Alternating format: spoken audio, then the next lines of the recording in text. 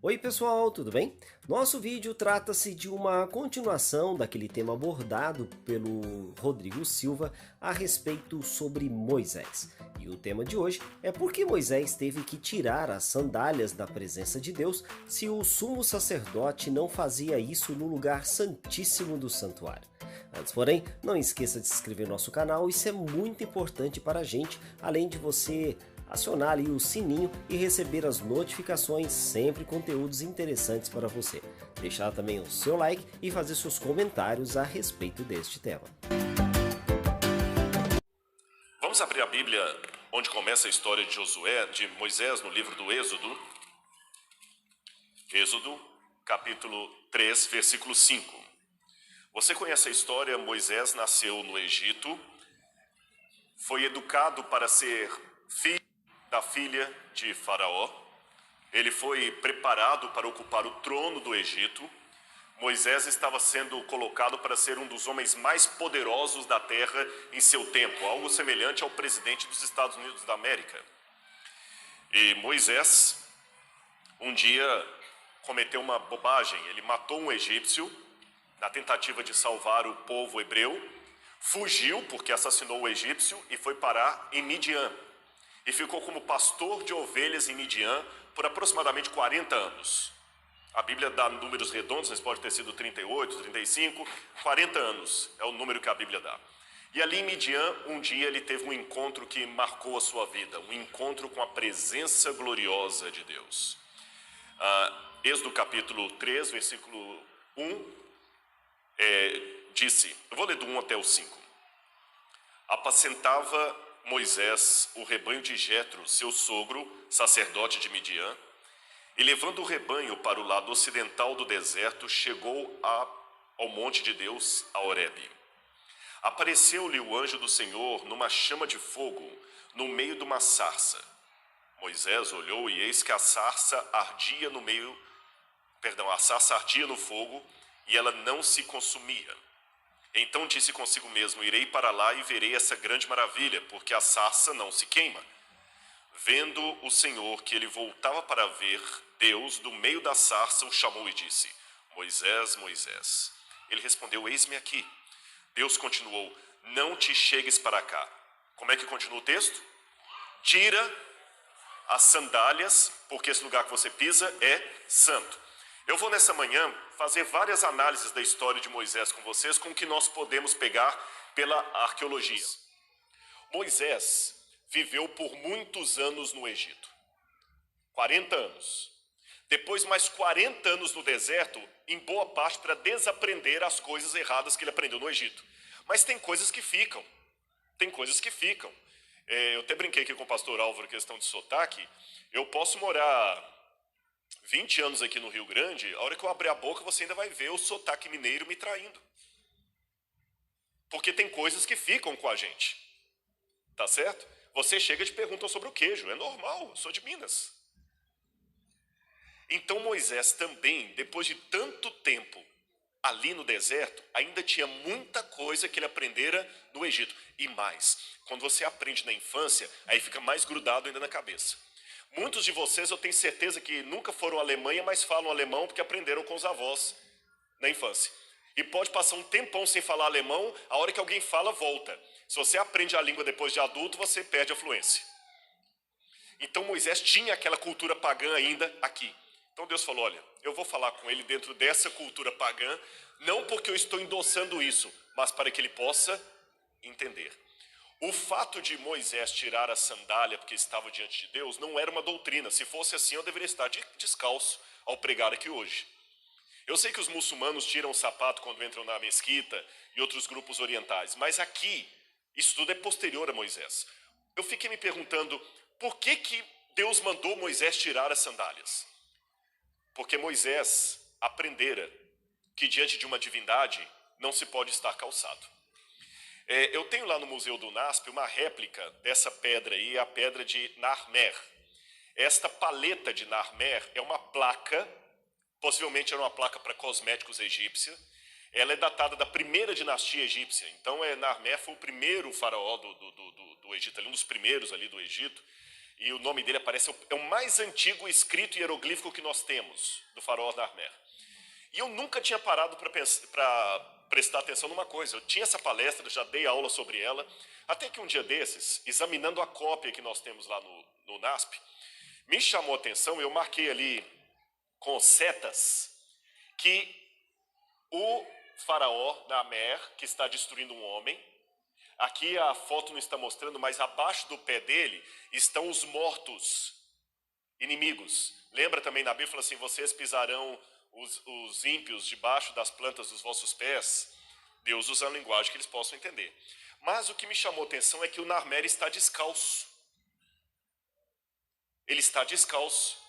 E logo atrás dele ali tem um outro escravo segurando nas mãos as sandálias dele. Eu falei, será que não tem aqui uma pista por que Narmer, egípcio, Moisés, egípcio, por que Moisés tirou a sandália? Aquele pássaro que aparece à minha direita, à direita também de vocês, é o Horus, o deus falcão. O Horus é o que está dando para ele a vitória. Engraçado que ele tem a vitória também descalço com alguém segurando as sandálias dele. Aí eu encontrei uma tese doutoral de Amy Calvert. Ela fez uma tese em egiptologia exatamente sobre a arte no passado. E ela começou a olhar vários desenhos das paredes dos sarcófagos egípcios, do livro dos mortos, etc. E ela percebeu o seguinte, que sandálias normalmente não são usadas quando há uma descrição da presença divina, especialmente quando Deus é apresentado como dando algo ao rei. Agora, o interessante é que no mundo dos vivos, quando vai estar diante da divindade, o egípcio usava uma sandália assim, branca. Ele ficava descalço ou quando Deus aparecia manifesto para ele assim, ao vivo e a cores, ou quando ele estava no mundo dos mortos. Então, das duas, uma. Moisés, no início, pensou, ou um Deus glorioso está aparecendo por mim, ou eu morri. Porque ele está mandando tirar o sapato. Entenderam então por que Deus manda tirar o sapato? Olha, quem está aparecendo para você aqui é o próprio Deus. A seguir, tem uma coisa que me chama a atenção. Quando Deus fala com Moisés e diz assim, você vai ao Egito, vai tirar o meu povo do Egito, Moisés faz uma pergunta para ele que está no verso 13. Disse Moisés a Deus, eis que, quando eu vier aos filhos de Israel e lhes disser, o Deus de vossos pais me enviou a vós outros, eles me perguntarem, qual é o seu nome, que lhes direi?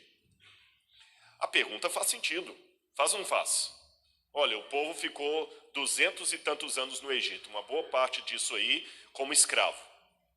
Eles já esqueceram do Senhor. Qual é o teu nome? É uma pergunta legítima. Mas Deus se recusa a dar o nome dele. Deus se recusa.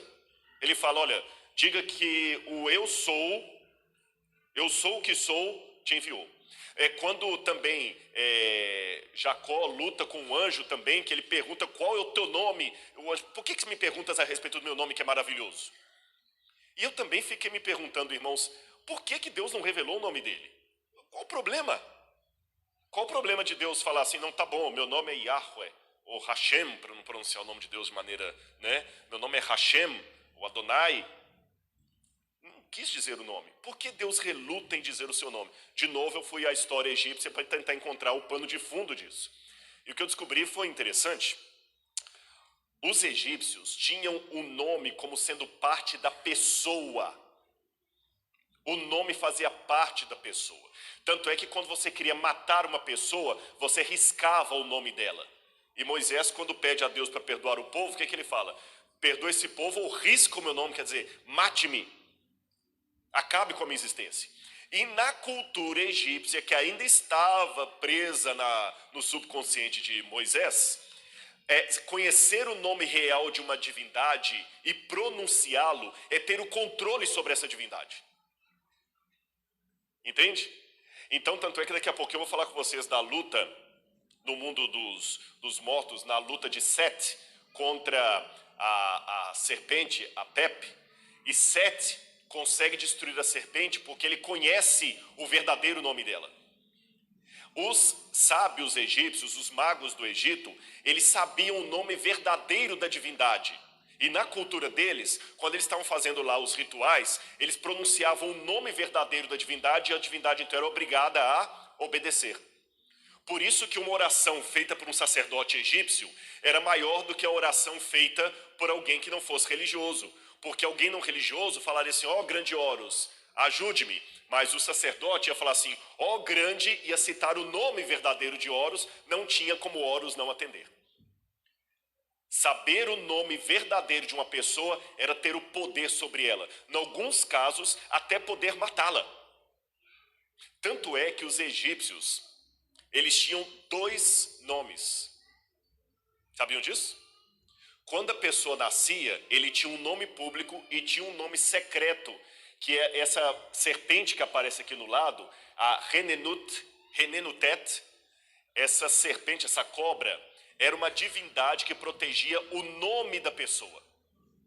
E o egípcio, ele guardava o nome real dele, então se eu fosse um egípcio na época de Moisés, vocês me conheceriam como Rodrigo, mas eu teria um nome secreto, que era o meu nome verdadeiro, que ninguém sabia. Por quê? Na cabeça deles, se o meu nome secreto fosse José, e alguém soubesse o meu nome secreto, e escrevesse o meu nome num bonequinho de argila, quebrasse esse boneco, queimasse ou enterrasse, eu teria morte eterna. Vamos pegar a cultura. Saber o nome de uma divindade é ter o controle sobre ela. Se Deus falasse com Moisés, meu nome é Yahweh ou Hashem, Moisés poderia supor que ele teria um controle sobre aquela divindade. E Moisés tinha o mau hábito de querer fazer as coisas por conta própria. Lembra que ele matou o egípcio para resolver por conta própria? Então Deus falou assim, eu não vou te falar o meu nome para que você não pense que você pode ter o controle sobre mim. Eu que sou o Deus aqui. Ficou claro isso para vocês? Esse bonequinho que vocês estão vendo ali é o texto de execração, já vários foram encontrados no Egito. É quando você escreve o nome da pessoa, quebra aquela argila ou boneco, enterra, cospe naquilo ali, então você acaba matando a pessoa na crença deles. Espero que você tenha gostado. Estaremos compartilhando mais algumas outras coisas interessantes a respeito de Moisés e o Egito no seu contexto histórico descoberto através de alguns resquícios da arqueologia. Muito obrigado por ficar com a gente. Não esqueça de se inscrever no nosso canal, isso é importante para a gente. Um forte abraço e até mais!